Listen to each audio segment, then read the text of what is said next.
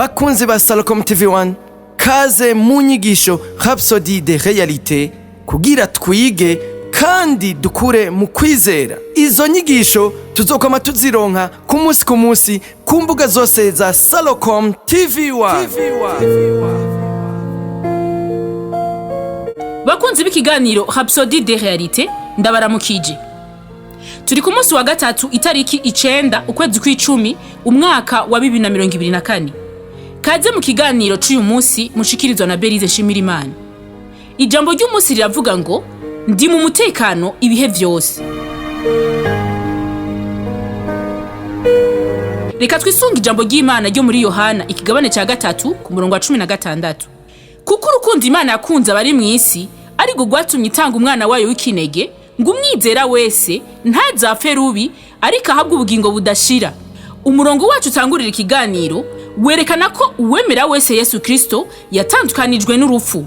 Itangwa ry'agakiza n'isezerano ry'ubuzima buhoraho mu kwizera Yesu Kristo birahari kuri buri mugabo, buri mugore, ku muhungu n'umukobwa bo mw'iyisi. Ntaco bivuze ivy'amamuko yabo, ubwene gihugu bwabo canke ibikorwa vyabo byo muri kahisi. Nihweze ijambo ryakoreshejwe mu gice c'ijambo ry'umunsi ntazapfe rubi. Ni ijambo rikoreshwa mu vy'amategeko. Imana yasohoye itegeko rivuga ko uwizera wese ntazapfe rubi. Ureka amajambo ya Yesu yo muri ico gice yamaza mu vyumviro vyawe. Umwanya ku wundi waturuti ndizera Yesu Kristo kandi hari canditswe itegeko ryavumerewe n'Imana ngo sinze mfe rubi. Kubw'ivyo rero ubu no mu bihe vyose aho ndi hose ndi mu mutekano, ndarinzwe, ntandukanijwe n'urupfu. Umuririmbyi wa Zaburi ya 91 kuva ku murongo wa 7 gushika ku murongo wa 8 aratubwira ngo abantu 1000 bazohindikirana iruhande yawe n'ibihumbi 10 iburyo bwawe ariko ntibizogushikako. Uzobirabisha amaso yawe gusa ubone ingero y'abanyakibi. Ntaco bitwaye inguvu umwuzure wogira canke inkomezi z'umuriro. Ntaco bivuze ibigwanisho vyacure kukugwanya, waratandukanijwe n'ikintu cose gikomeretsa. Ntibitangaje ko Yesu yavuze muri Luka ikigabane cya 10 ku murongo wa 19 ngo nta kintu kizogira ico kibagira na gatoya. Hari itegeko ry'ubushobozi kw'ivyo. Watandukanijwe kubiguca intege no kubigukwegera mu ngeso mbi nko kurya ibiturire n'ibindi vyinshi vyo mw'iyisi, no ku bintu vyonona ubuzima bw'abantu kubera ko uri muri Kristo. Muri we uri mu mutekano ibihe vyose kuko ubuzima bwawe buhishijwe hamwe na Kristo mu Mana. Ivyo tubibona mu Bikorosayi ikigabane cya 3 ku murongo wa 3. Haleluya. Turashitse mu mwanya w'isengesho.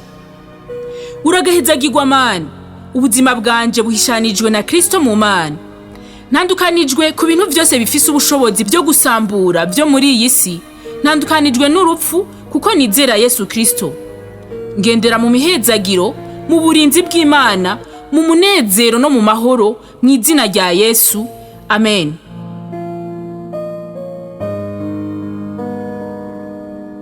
Reka turangirize ikiganiro cacu Rhapsodie de realites mu kwatura aya majambo yo kwakira umwami Yesu Kristo mu gusubiramwo ukugukurikira. Mwami Imana, ndizera n'umutima wanje wose ko Yesu Kristo ari umwana w'Imana. Ndemera ko yapfuye ku bwanje kandi ko Imana yamuzuye mu bapfuye. Ndemera ko ari muzima. Ndatuja kanwa kanje ko Yesu Kristo ari umwami n'umukiza w'ubuzima bwanje kuva uyu munsi. Urakoze mwami wanje Yesu gukiza umushaha wanje. Ubu ncitse icyaremwe gisha. Turagukeje ubu ncitse icyaremwe gisha. Hari cubaze kugira ngo ushobore kubandanya ukura mu buzima bw'agakiza.